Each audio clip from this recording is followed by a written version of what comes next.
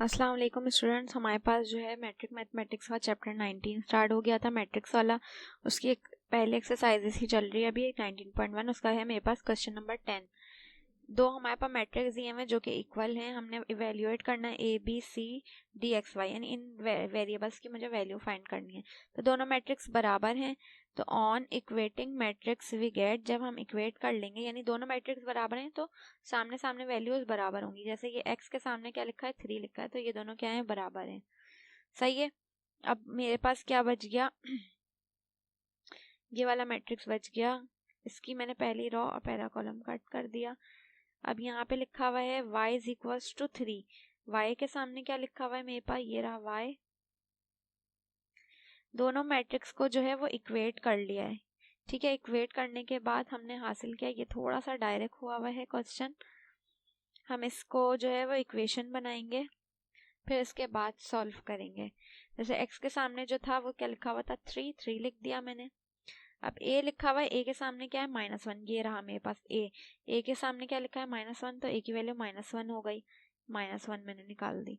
अब y के सामने क्या लिखा हुआ है, ये रहा y के सामने लिखा है ये x, इसकी थर्ड एलिमेंट y है, इसका थर्ड एलिमेंट x है। तो y बराबर है x, और x मेरे पास क्या आया था 3, तो 3 आ गई y की वैल्यू।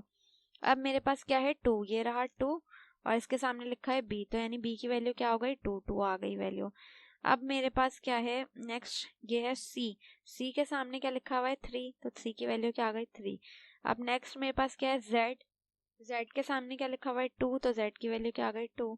इसी तरह लास्ट क्या है d की वैल्यू क्या है 2, तो d की वैल्यू 2 आ गई। तो ये तमाम तर वेरिएबल्स की वैल्यू मैंने फाइंड कर ली, जो सामने सामने, क्योंकि बराबर है दोनों मैट्रिक्स, तो सामने सामने वैल्यू बराबर होंगी।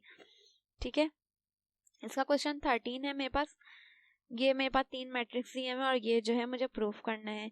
तो लेफ्ट हैंड साइड मैंने ले ली, a है प्लस b प्लस c के बराबर, तो a जो है a मैट्रिक्स उतार दिया और फिर b प्लस c उतार दिया। a वाला एज इट इज रहा, b में c प्लस कर दिया, सामने सामने वाली वैल्यू प्लस हो जाएगी। 2 के सामने क्या है 1 प्लस हो गया 1 में, -1 के सामने 1 है 1 प्लस हो गया, 0 के सामने 2 है। इस तरह सबको मैंने प्लस कर लिया, तो मेरे पास ये वाला मैट्रिक्स आ गया। अब मैं इन दोनों मैट्रिक्स को मल्टीप्लाई करूंगी। मल्टीप्लाई किस तरह से करेंगे, सबसे पहले मैंने ये वाला कॉलम उतारा, पहला कॉलम उतार लिया, इसको मैं पहले एलिमेंट से मल्टीप्लाई करूंगी। तो 3 से भी मल्टीप्लाई करा दिया, 3 से भी मल्टीप्लाई, फिर बीच में प्लस डाला, फिर दूसरा कॉलम उतार लिया, ये क्या 1 और 2, इसको मैं दूसरे एलिमेंट से मल्टीप्लाई करूंगी, 1 से 1 आ गया, दोनों कॉलम हो गए, बीच में क्या आ गया स्पेस। अगेन पहला कॉलम उतारा, इसको 0 से कराया दोनों को मल्टीप्लाई, फिर दूसरा कॉलम उतारा, बीच में प्लस डाल के इसको दूसरे एलिमेंट से इससे कराया मल्टीप्लाई, बीच में स्पेस डाला, अगेन पहला कॉलम उतारा, पहले एलिमेंट से कराया दोनों को मल्टीप्लाई, बीच में प्लस, फिर दूसरा कॉलम उतारा, इस एलिमेंट से किया मल्टीप्लाई, तो 5। इनको सॉल्व कर लिया, ये मेरे पास फाइनल जो है वो मैट्रिक्स आ गया।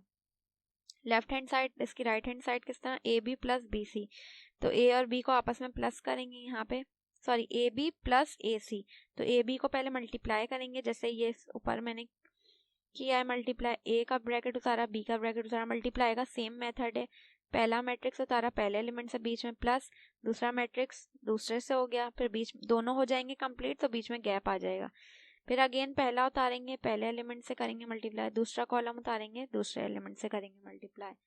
ठीक है, फिर दोनों हो गए कंप्लीट, बीच में अगेन स्पेस आ गया, पहला कॉलम उतारा पहले से हो गया नंबर से मल्टीप्लाई 0 से, बीच में प्लस, दूसरा कॉलम उतारा दूसरे एलिमेंट से हो गया मल्टीप्लाई। सही है, तो ये इसको हमने फिर मल्टीप्लाई कर लिया, सॉल्व करके ये मेरे पास ए बी आ जाएगा।